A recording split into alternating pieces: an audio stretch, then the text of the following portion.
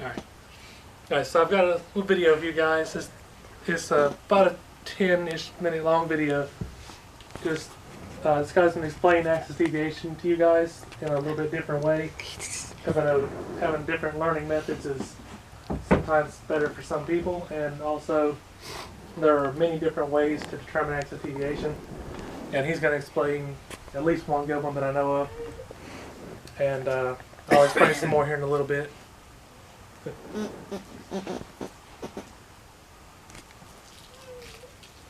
Hi, this is Tom from ZeroToFinals.com. I wanted to go through and make a video explaining very clearly about the axis, the cardiac axis on an ECG, and understanding how the axis works. So I'm going to start just by having a look at this diagram. This is the outside of a heart. If we strip away the top layer, we can look at the electrical activity inside. So this is a sinoatrial node. The electrical activity starts here, passes down to the atrioventricular node, through the bundle of His, left bundle branch, right bundle branch, and into the Purkinje fibers, where it stimulates a good ventricular contraction of the heart. Okay, so the way I want you to think about ECG axis is essentially by imagining yourself standing on top of the sinoatrial node, and you're looking down the direction, the general direction that electrical activity is flowing through the heart. So this direction is the axis of the electrical activity of the heart. Okay? Now if you're standing there looking in that direction, left axis deviation is when the electrical activity is abnormally shifted to your left. Okay, so the activity is flowing in that direction instead of that direction, and then so that's left axis deviation. And then right axis deviation is when the electrical activity, instead of flowing that way, is flowing to your right. So that's right axis deviation. Okay, so that's a quick and easy way to remember it. Just imagine yourself standing on the sinoatrial node, looking in the direction of the electrical activity. Okay, so now let's have a look at how this plays into the ECG. ECGs, for the purpose of the axis, only the limb leads are important. You can forget about the chest leads. So there's 4 limb leads. One sits on the right shoulder, one sits on the left shoulder, one on the left ankle, and one on the right ankle. So the leads, like 1, 2, 3, AVL, AVF and AVR, are calculated by looking at the difference in electrical activity between these two, or between 2 of these leads. So for example, electrical activity that moves in the direction from the right shoulder to the left shoulder will be travelling like that and cause a positive rise in lead 1, because lead 1 is going in that direction along with electrical activity that direction.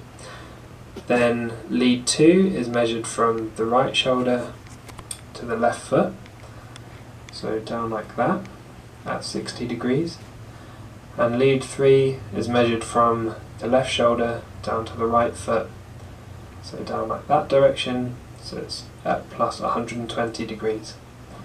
Okay. Now the normal axis, the normal cardiac axis, is from minus 30 through to 90 degrees. So that is all normal. Okay, so the general electric activity can be travelling in that direction, that direction, that direction. That's all within the normal range. Now when it's rotated out of the normal range, so past minus 30, that's left axis deviation, and then past 90 is right axis deviation. Okay? So quite simple to remember and follow so far. Okay. So how do we calculate from an ECG whether somebody has left axis deviation or right axis deviation? Well, the answer is you look at whether the leads are positive or negative. So, like I said, lead 1, for example, is calculated from the electrical difference between these two. If electrical activity is going in that direction, it's going to be positive, because there'll be a movement of electricity from that side to that side. If electrical activity is travelling at exactly 90 degrees to lead 1, so exactly downwards, there'll be no difference in electrical activity between here and between here. So this is what's called isoelectric. So it will be neither positive or negative. Now if the electrical activity is travelling in that direction, remember this is a right axis deviation, then in fact generally there is a negative flow of electricity across lead 1. So you'll have a negative value. So let's look at the normal axis, normal ECG. You can see there's positive, lead 1 is positive, because electricity is flowing in the right direction. Okay. Now let's look at lead 2. Within the normal axis, you would expect lead 2, if it's normal, you would expect lead that would be positive. You would get generally a positive flow from that side to that side. If you're at exactly 90 degrees to lead 2, which is the borderline for being a left axis deviation, this would be isoelectric. So 90 degrees is isoelectric because there's neither a positive or a negative flow from the right shoulder to the left ankle. And then if you have a left axis deviation, you'll end up in fact with a net negative direction flow through lead 2. So that'll be a left axis deviation. So the way to look at this is with this diagram here. So in a normal ECG, you would end up with a positive lead 1 and a positive lead 2. When you have left axis deviation, you end up with a positive lead 1 but a negative lead 2. And when you have a right axis deviation, you have a negative lead 1 and usually a positive lead 2, but this is more sort of isoelectric, and a positive lead 3. So lead 3 actually you don't need to pay too much attention to for calculating the axis. So one easy way to remember this is just this phrase, the axis was left to the right one. So if you imagine the axis, this tells you which one becomes negative in which axis deviation. So the axis was left to the right one. Okay, so left to, if 2 is negative, it's a left axis deviation. If 1 is negative, it's a right axis deviation. So the axis was left to the right one. Okay. So the other thing you can work out is by looking at which lead is isoelectric, meaning neither positive nor negative, you can figure out exactly what the axis is. So if we look at this ECG, for example, now let's say we wanted to calculate whether there was a right or a left axis deviation. We'd look at lead 1 and 2. So we can see lead 1 is positive, so that's positive. We can see lead 2 overall is about negative. Therefore, the axis was left 2, so left axis deviation, right 1. So we've already calculated that's left axis deviation. Now we can calculate the exact axis by looking at which one of these leads is isoelectric, meaning neither positive nor negative. And I would say generally AVR is about isoelectric, looking at this diagram here. So if we go back to our diagram here, we decided AVR was isoelectric. Okay. So this was isoelectric, so that means the axis is at exactly 90 degrees to the lead that's isoelectric. Okay.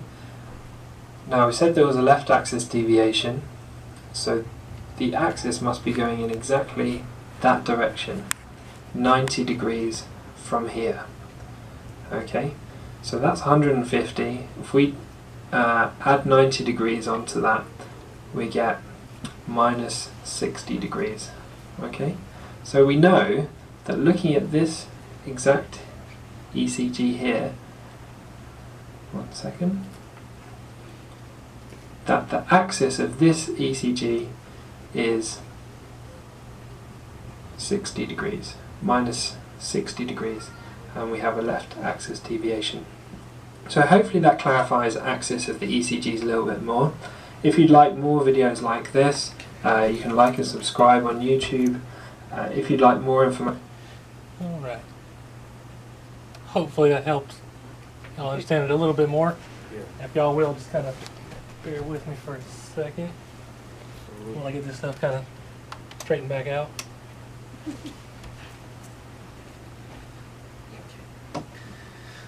And there is something I'd forgotten to mention a little bit earlier. I heard him kind of talking about it, and this kind of what reminded me that I forgot. He was talking about leads being positive and negative.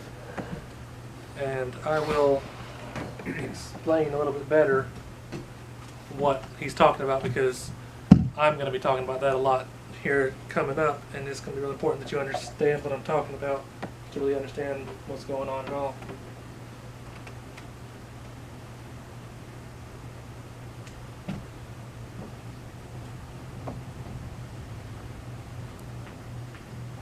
Did it pop up?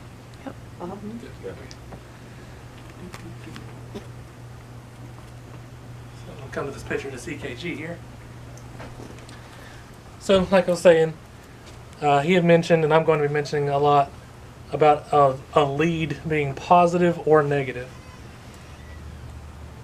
So, what it means is, remember our QRS complex, that big spike, the big noticeable spike you see kind of all throughout all these here. What we're talking about, positive or negative, means that literally it is positive upward or negative downward. Like these are downward, all pointing down, these are all up.